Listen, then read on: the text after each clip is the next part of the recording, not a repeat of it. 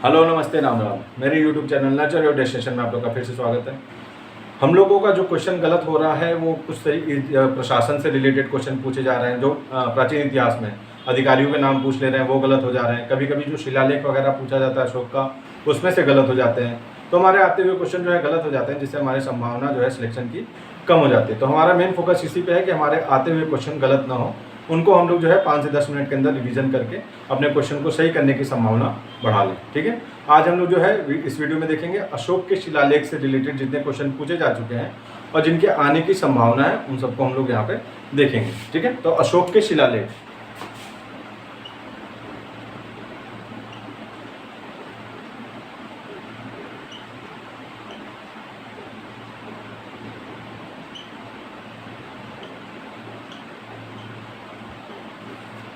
प्राचीन काल के बारे में हमें जानकारी कहाँ से मिल रही है? या तो कोई बुक वगैरह हो, या तो लेख वगैरह हो, स्तंभ लेख हो, शिला लेख हो, या तो गुफाओं में कुछ उत्कीर्ण किया गया हो। इस तरीके से जो भी प्राचीन काल, या तो खुदाई से हमें कुछ चीज़ें प्राप्त हो रही हैं, तो वहीं से हमें सारी चीज़ें प्राप्त होती हैं।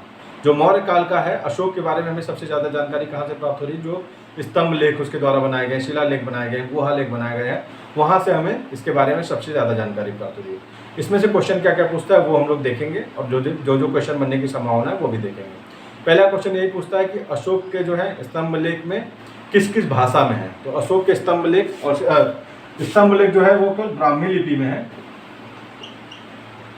जबकि जो शिला लेख है वो Brahmi, Kharosthi, Greek and Aramaic. ठीक है, अशोक के शिलालेखों में जो स्तंभ लेख है वो केवल ब्राह्मी लिपि में है, लेकिन जो उसके शिलालेख है वो ब्राह्मी, खरोष्टी, ग्रीक एवं अरमाइक चारों भाषाओं में है। इसकी खोज सबसे पहले किसने की थी? तो 1750 में पॉन्ट्री फैदलर ने इसकी सबसे पहले खोज की थी। किसने? 1750 में पॉन्ट्री फैदलर ने। और सबसे पहले इसको पढ़ा किसने था? तो जेम्स प्रिंसप ने।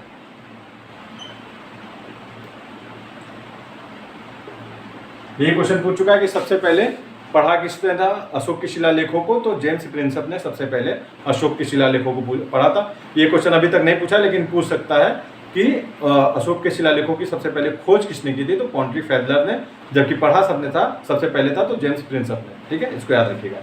अब इसको थोड़ा सा ज्योग्राफी से हम लोग मैप से देख लेते हैं कहाँ कहाँ पे पाए गए हैं, तो हमारा एक जब कोरिलेशन बन जाएगा तो हमें याद करने में इसमें सहूलियत रहेगी।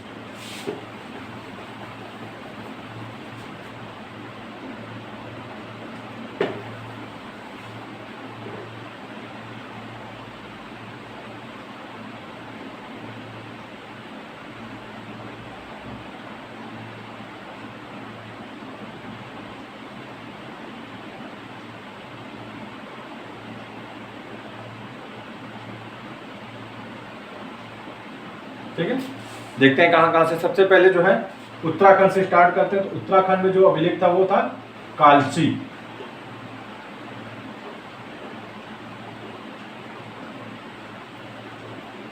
ठीक है, यही क्वेश्चन पूछा हुआ है कि कालची जो शिलालेख कहाँ पाया गया? तो उत्तराखंड में।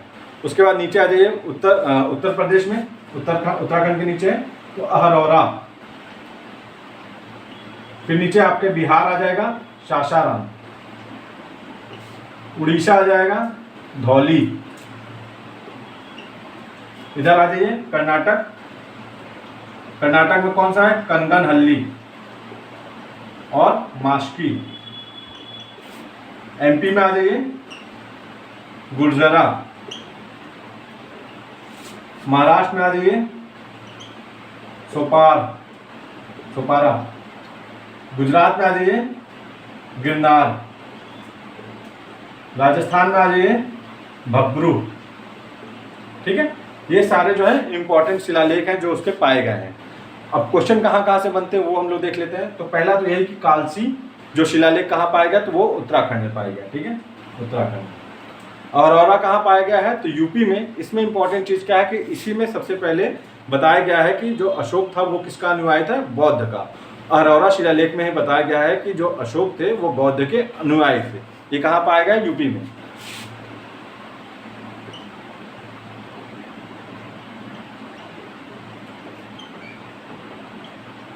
धौली का हाथी सबसे पुराना है, ये क्वेश्चन पूछा हुआ था मिलाने के लिए, उसमें आपके आईएएस में पूछा हुआ था, क्रम दिया था कौन कौन सी चीज़ें सबसे पुरानी है। तो धौली का हाथी जो है पहली या दूसरी शताब्दी के आसपास का है, ठीक है, इसको याद रखिएगा, अपना मिलाने में आपके काम देगा।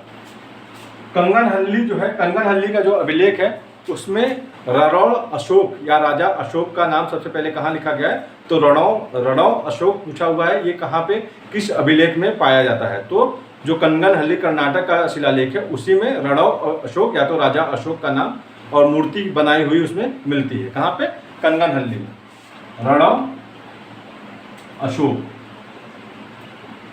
ठीक है, ये कहाँ पे मिलता है, तो कंगनहल्ली में, याद रखिएगा। उसके बाद आ जाता है आपका गुर्जरा और मास्की, गुर्जरा, नटूर एवं उद्गोलम, ये 4 ऐसे अभिलेख हैं, शिलालेख हैं जहाँ पे अशोक का नाम अशोक मिलता है, ठीक है। मास्की, गुर्जरा, नटूर एवं उद्गोलम, ये 4 शिलालेख हैं जिसमें अशोक का नाम अशोक मिलता है।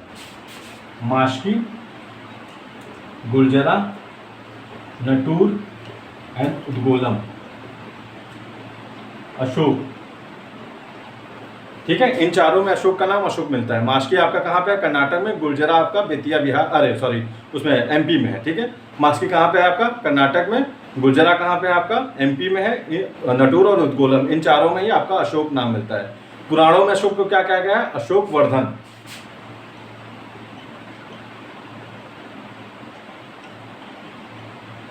जो भब्रू का है, ये राजस्थान का, इसमें जो है सबसे पहले बताया गया है कि अशोक कहते हैं कि वो मगध के शासक हैं। भब्रू के जो शिलालेख है उसमें बताया गया है कि अशोक मगध के शासक हैं, भब्रू का।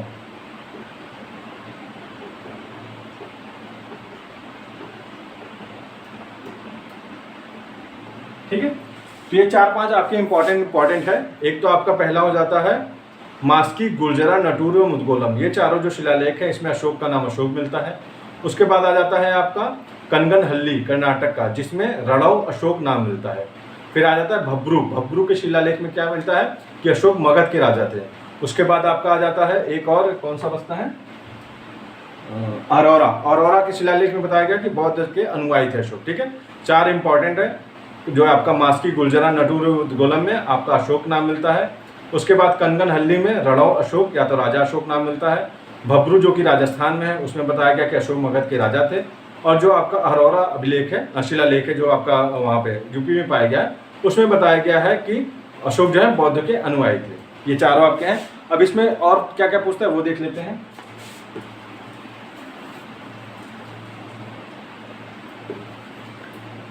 जो भारत के बाहर पाए गए हैं उसमें कौन है, एक शहबाज, मानसेहरा और शारे कोहना। शहबाज कहाँ पाया गया है, पेशावर में, और मानसेहरा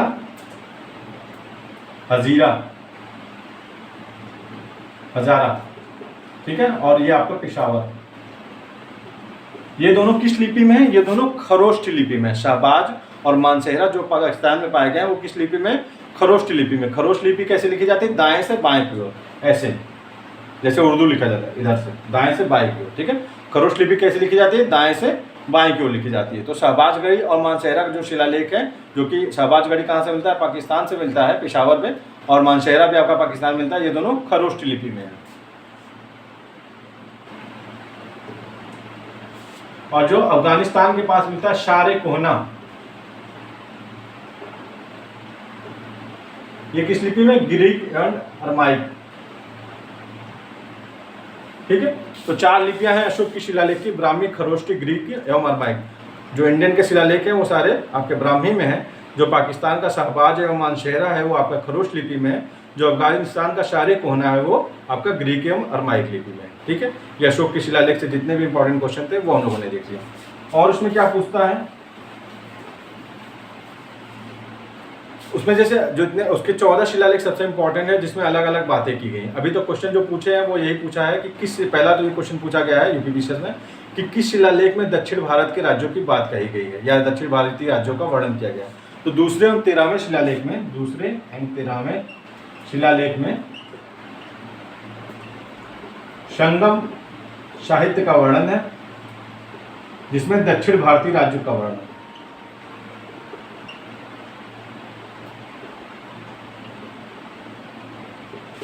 चोल, चेर, पांडे। ठीक है। दूसरा एवं 13वां जो शिलालेख है अशोक का, उसमें संगम साहित्य का वर्णन किया गया है, जिसमें चोल, चेर, पांडे का वर्णन किया गया है। क्वेश्चन यही पूछा था कि चोल, चेर, पांडे और सातवाहन, इसमें से किसका वर्णन अशोक के शिलालेख में नहीं, तो सातवाहनों का शिलालेख में वर्णन नहीं है, जबकि चोल, चेर, पांडे का उसमें वर्णन है। ठीक है। दूसरे एवं 13वें शिलालेख में दक्षिण भारतीय राज्यों का उल्लेख किया गया। दूसरा इंपॉर्टेंट क्वेश्चन कौन सा शिलालेख से 5वें किसमें पशु बलि की निंदा की गई या पशु बलि पर रोक लगाई गई, तो 5वें शिलालेख में पशु बलि पर रोक लगाई गई। 5वें में पशु बलि पर रोक।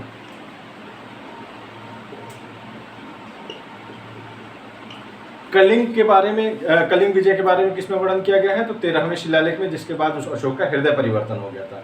पहले अशोक ब्राह्मण थे, फिर बाद में शिव हुए, फिर निग्रोध नाम के एक बुद्ध के वो थे, भिक्षुक थे, जिनका जो है वो प्रवचन सुनकर वो अशोक क्या बन गए, बौद्ध बन गए। ठीक है, बौद्ध के अनुयायी बन गए। तो 13वें शिलालेख में कलिंग विजय। याद कैसे करना है, कलिंग में बहुत ज्यादा मृत्यु हुई थी, मृत्यु के बाद क्या होती है 13वीं से क्या हो गया 13 में आपका किसका वर्णन है, कलिंग का। ठीक है, इसी तरीके से याद कर लीजिएगा।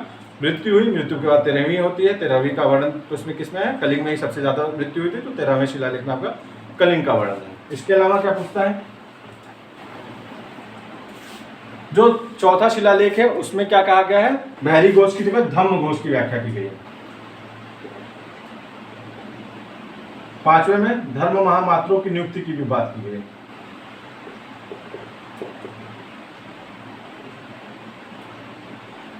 इसके अलावा 12वें में स्त्री महामात्रों की नियुक्ति की बात की गई है। ठीक है, ये पूछ सकता है कि भैरी घोष की जगह धम्म घोष की व्याख्या किसमें की गई है, तो चौथे शिलालेख में भैरी घोष की जगह धम्म घोष की व्याख्या की गई है। उसके बाद आपका 5वें में धर्म महामात्रों की नियुक्ति की बात की गई है। 6वें में आत्मनियंत्रण की बात की गई है। 7वें 8वें में तीर्थ यात्रा की बात की गई है। 9वें में सच्ची वेश सच्ची शिष्टाचार की बात की गई है। 10वें की कही गई जितने भी मंत्री वगैरह हैं वो प्रजा के हित में सोचे। 12वें में स्त्री महामात्रों की नियुक्ति की बात की गई है। 13वें में आपका कलिंग का जो युद्ध है उसके बारे में बात की गई। ठीक है, ये आपके जो है शिलालेख से रिलेटेड क्वेश्चन थे। इसके अलावा ये पूछता है कि वो अपने युद्ध के बाद जब उसने 269 में गद्दी बैठा, उसके बाद पूछता है कि 8-9 वर्ष में उसने क्या क्या किए। तो जब 269 ईस्वी में वो गद्दी पर बैठा,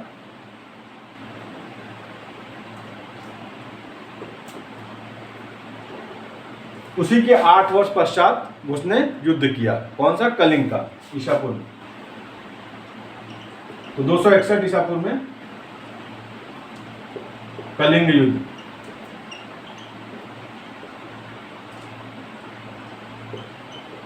ठीक है, 8वें वर्ष, अपने गद्दी पे बैठने के 8वें वर्ष के पश्चात अर्थात 261 में उसने कलिंग पर युद्ध किया। 10वें वर्ष में क्या किया, वो कहाँ गया, बोध गया।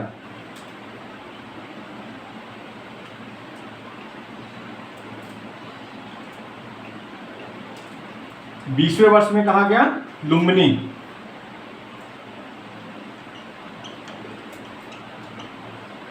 ठीक है, ये क्वेश्चन मिलाने के लिए दे सकता है कि 8वें वर्ष, 10वें वर्ष, 20वें वर्ष में उसने क्या किया। तो 8वें वर्ष में कहा गया वो अपने 8वें वर्ष में उसने कलिंग युद्ध की। 10वें वर्ष में वो बोध गया, 20वें वर्ष में लुम्बिनी गया। वहीं पे जब गया था तो वहां पे उसने क्या किया गया था, करों को माफ कर दिया था। कर कितना कर दिया था, 1/8 कर दिया गया था, और जो धार्मिक कर था उसको पूरी तरीके से माफ कर दिया था। ठीक है, ये आपके जो उससे शिलालेख से रिलेटेड जितने भी इंपॉर्टेंट क्वेश्चन थे वो हम लोगों ने देखे हैं। Thank you.